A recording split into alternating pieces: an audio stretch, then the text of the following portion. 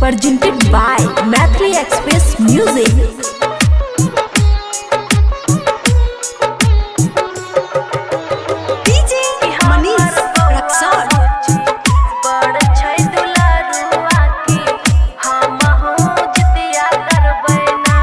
खुशी recording studio Baluaha.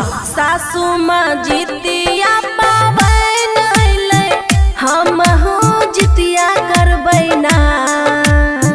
सासू माँ जितिया पावन अइले हम हो जितिया करबैना। कि हमर बौआ बुची बड़ छै दुलारुआ की हम हो जितिया करबैना।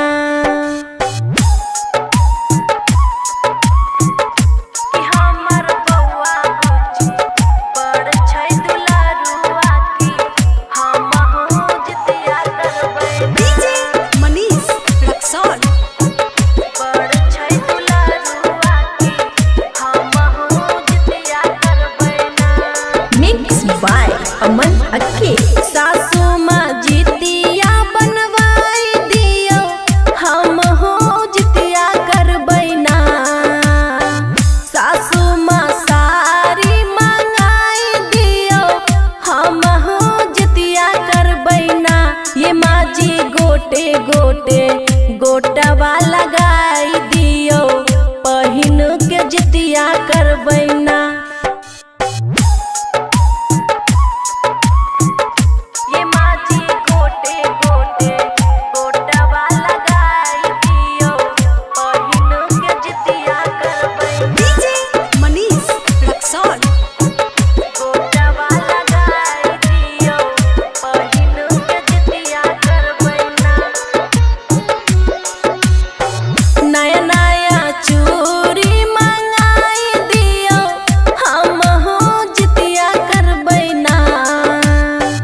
ये माँ जी रत भर करबैया राजिया की गईबै भजनिया ना। कि हमर बौआ बुची बड़ छै दुलारुआ की हम हो जितिया करबैना। खुशी रिकॉर्डिंग स्टूडियो बलुआहा।